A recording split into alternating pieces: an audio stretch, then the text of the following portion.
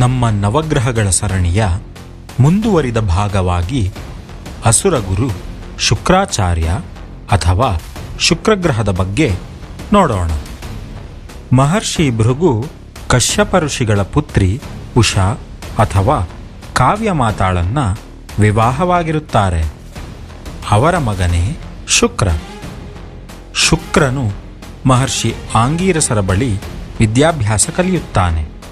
ಆದರೆ ಆಂಗೀರಸರು ತಮ್ಮ ಪುತ್ರ ಬೃಹಸ್ಪತಿಗೆ ವಿದ್ಯೆ ಕಲಿಸುವಾಗ ಹೆಚ್ಚು ಪಕ್ಷಪಾತ ಮಾಡುತ್ತಿದ್ದರಿಂದ ಅಲ್ಲಿಂದ ಹೊರಟು ಗೌತಮ ಋಷಿಯ ಬಳಿ ವಿದ್ಯಾಭ್ಯಾಸ ಮುಂದುವರಿಸುತ್ತಾರೆ. ಕಾಲಾನಂತರದಲ್ಲಿ ಶುಕ್ರಾಚಾರ್ಯರು ಅತೀವವಾದ ತಪಸ್ಸನ್ನಾಚರಿಸಿ ಪರಶಿವನನ್ನು ಮೆಚ್ಚಿಸಿ ಅವರಿಂದ ಮೃತಸಂಜೀವಿನಿ ವಿದ್ಯೆಯನ್ನ ಬಯಸುತ್ತಾರೆ. ಮೃತಸಂಜೀವಿನಿ ಮಂತ್ರದಿಂದ ಸತ್ತವರನ್ನು ಕಾಲಮಿತಿಯೊಳಗೆ ಬದುಕಿಸಬಹುದಿತ್ತು.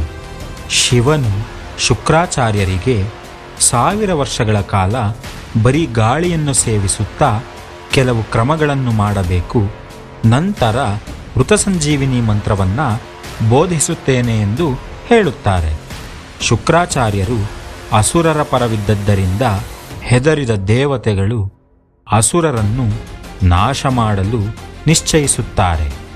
ಆಗ ಅಸುರರು ಶುಕ್ರಾಚಾರ್ಯರ ಆದೇಶದಂತೆ ಮಹರ್ಷಿ ಭೃಗುವಿನ ಆಶ್ರಮದಲ್ಲಿ ಆಶ್ರಯ ಪಡೆಯುತ್ತಾರೆ. ದೇವತೆಗಳು ಭೃಗು ಮಹರ್ಷಿ ಇಲ್ಲದ ಸಮಯದಲ್ಲಿ ಆಕ್ರಮಣ ಮಾಡುತ್ತಾರೆ. ದೇವಿ ಉಷಾ ಅಸುರರು ಈಗ ಶಸ್ತ್ರತ್ಯಾಗ ಮಾಡಿ ಶಾಂತಿಯ ಜೀವನ ನಡೆಸುತ್ತಿದ್ದಾರೆ, ಅವರನ್ನು ಬಿಟ್ಟು ಬಿಡಿ ಎಂದರೂ ಕೇಳದೆ ಇಂದ್ರ ಉಷಾಳ ಮೇಲೆ ಶಸ್ತ್ರಪ್ರಯೋಗ ಮಾಡುತ್ತಾನೆ.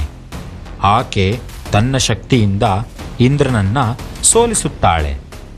ಆಗ ಸ್ವಯಂ ವಿಷ್ಣು ದೇವತೆಗಳ ನೆರವಿಗೆ ಧಾವಿಸಿ ತನ್ನ ಸುದರ್ಶನ ಚಕ್ರದಿಂದ ಉಷಾಳ ತಲೆಯನ್ನು ಕತ್ತರಿಸಿ ಅಸುರರನ್ನು ನಾಶ ಮಾಡುತ್ತಾನೆ. ನಂತರ ಆಶ್ರಮಕ್ಕೆ ಮರಳಿದ ಭೃಗು ಮಹರ್ಷಿ ರುಂಡವಿಲ್ಲದ ತನ್ನ ಪತ್ನಿಯ ದೇಹವನ್ನು ನೋಡುತ್ತಾನೆ.